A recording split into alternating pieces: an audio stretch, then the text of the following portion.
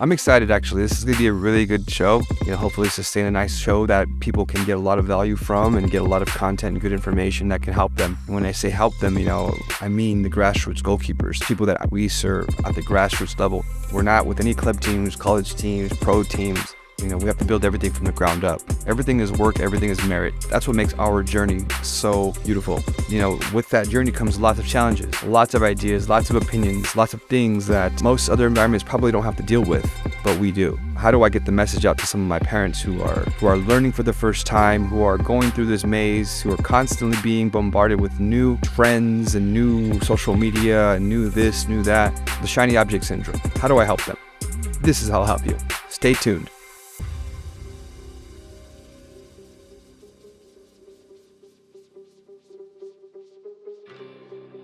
How you doing? This is Coach Gabe. Thanks for joining me. Today I want to talk about a topic that's very dear to my heart for some keepers that are barely experiencing this or that have been experiencing this for some time. And this topic is about coming off the bench and making an impact for your team. This is interesting because there's certain keepers at a young age who in their competitive club environment or a high school environment or whatever environment you're a part of, where you've been getting the lion's share of the minutes, where you've been the dominant goalkeeper, you're with your team week in, week out, 90 minutes, 60 minutes, 75, however many minutes you're getting, but you're getting all the minutes, you're getting all the game time, right? There's going to come a time and place where if you're continuing to do this, where you're going to meet an equal or someone who has similar abilities to you. And now you guys are fighting for playing time and battling. Okay, so I want to talk about a couple scenarios on who handles certain things in which particular way. Okay, scenario one. A goalkeeper, number one, feels the anxiety. Goalkeeper one. They feel a lot of anxiety. They're constantly looking at the competitors' actions and seeing what they're doing all the time. They're disrupting their personal environment in terms of the team atmosphere by creating gossip, trying to minimize another person to maximize themselves, right? Bringing people down in order for them to feel a little higher. When they're given an opportunity, there's a lot of fear in those moments, and there's a lot of chaos surrounding blame and who's to blame and who's the person in charge of certain situations. They're not playing with a joy, they're playing with a fear and insecurity. They're constantly asking every single moment for every single thing about if I'm doing this correctly all the time, but in a way that's very demanding and it's not so periodic. That's scenario number one for goalkeeper number one. That's the way they battle for their minutes. Goalkeeper number two. They maintain a sense of urgency. They have faith. They are dealing with pressure, just as everybody else that's battling for minutes, but they are coping with the pressure in different ways. They have a positive aura with the team and maintain consistency in terms of their communication and their training regimen. They're very clear about their goals. They're very clear about what they need to do to accomplish their goals, and they're very focused on that individual idea. They're also clear about the team's goals and how they can help conquer those activities, because those are important as well. We're not just goalkeeper, we're also part of a team unit. So those goals are equally as important to ours. They sit the bench as well, just like everybody else. They come to the practice with a positive attitude, and they also limit the destructors, the detractors, the people who are constantly mirroring their own personal insecurities and parroting those things to other people. They minimize those conversations with those people because it happens. It happens all the time. When they're given an opportunity, they know that this is not the Super Bowl. They also know that there's an urgency to this game to perform, but they're not acting as if it's the only game they'll ever play for the rest of their life. They're acting as if they're going to come there to perform a task that is achievable. and they're going to minimize the pressure that's involved in that situation. They're going to try to maintain a calmness for their team. They are going to project leadership and authority in a very strong way. These are the important things that goalkeeper number 2 does. When we think about the goalkeeper number 1 scenario and the goalkeeper number 2 scenario, if you've ever competed for the role, you'll know you've met both. And a lot of times you've met number 1. And it's interesting. And maybe you've been number 1 to some degree or to some, portion of that, right? Goalkeeper number 1, though they can kick and fight and plead and beg or whatever they want to do to get to the positioning and get a game, they can't sustain that. That is not a sustainable way to battle for minutes. If you're patient and you're organically you can manage to maintain yourself and your composure in the moments of not getting as many minutes. However, that's a difficult task to ask for people because some people deal with the frustration of not playing, especially if you come from a team environment where you've gotten the lion's share of the minutes, right? There's a change, there's an adaptation to that moment. Coaches are watching you. They're watching how you react to not playing as many minutes. They're watching how you're communicating with the team environment, even if you're not getting those game minutes. They're seeing if you're still a leader, if you can still maintain a positive attitude, right? They want to give you feedback periodically, not every single practice, not every single moment, not every single, interaction, but they want to give you feedback, positive feedback. They want to give you realistic goals to achieve so you can conquer yourself. And it is in their best interest that they have really strong goalkeepers. So having a real conversation with a real coach who's willing to give you real feedback is super important. But it's not every moment, right? Because you don't want to be that nagging person who's constantly like, I need to know because now I need to play. And it becomes, you're applying more pressure to a coach that is already feeling a lot of pressure. At the same time, coaches, this is for you right here. If you say what you're going to do, make sure you do what you're going to say, right? If you're saying, I'm going to do this, I'm going to do that, come through with what you're saying. Because a very organic goalkeeper, someone who's maintained their presence and their posture, their legitimacy in terms of their patience, is waiting, is sitting there being patient and being that positive force that you've asked to. So make sure you come through with what you're talking about. And that's difficult to do sometimes. Just make sure. At the same time, also, coach, think about this. Maybe you haven't chosen a particular goalkeeper for whatever specific reasons. And now it's time for that keeper to be goalkeeper for a specific game. What if they haven't played for 5 to 10 games, 15 games? And now you're asking them, you better make sure that you show up with your A game tomorrow. And they're completely out of rhythm, right? How are you handling that situation? Are you going to add the compounding pressure to someone who's been eager to perform? Are you going to add to that? Or are you going to try to get them comfortable? Are you going to tell them, hey, save what you can save?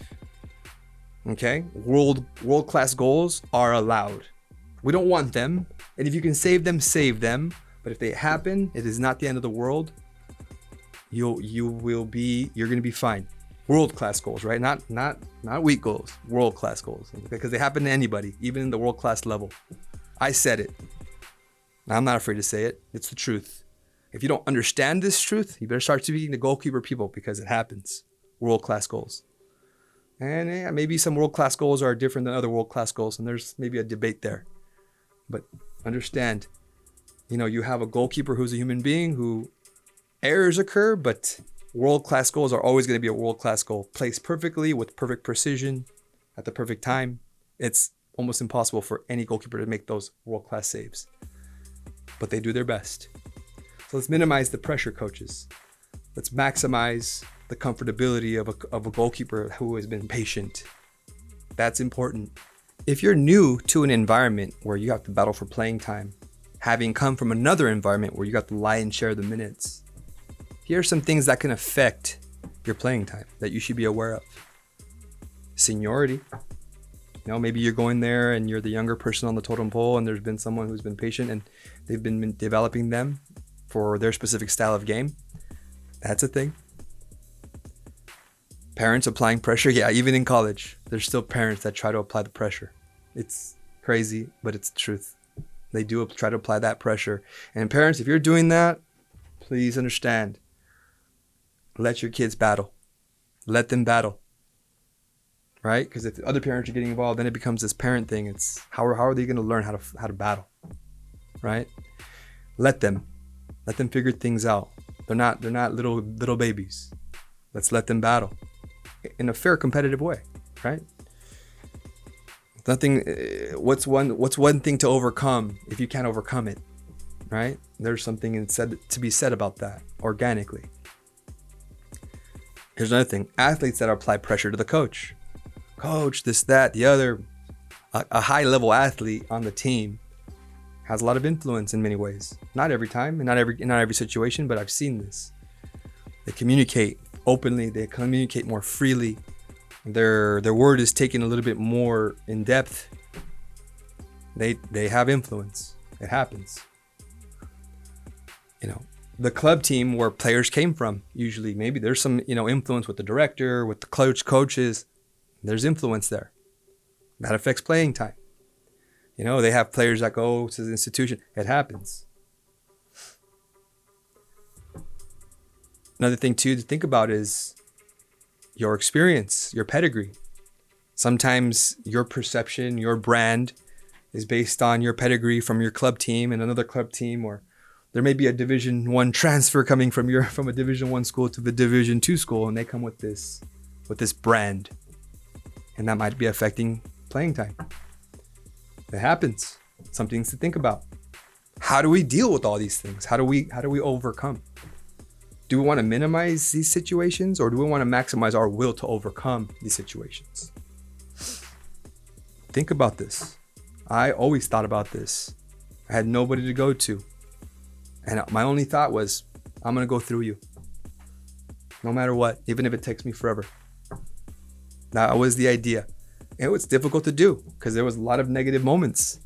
I wasn't a perfect athlete. Nobody is. However, I've been able to think about these things, and now that I have the students that need more help, I'm trying to guide them in a more positive direction and put them in a place where they can overcome.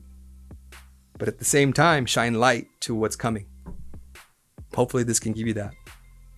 I'm battling for minutes. Be vigilant, goalkeepers. Maintain your composure. Composure at a young age is very scarce. There's a lot of emotions happening. There's a lot of hormones that are happening. There's a lot of critical moments that are happening. There's a lot of things that are happening in the moment. Life is also occurring. We're becoming adults. We're becoming more. Things are becoming more intense.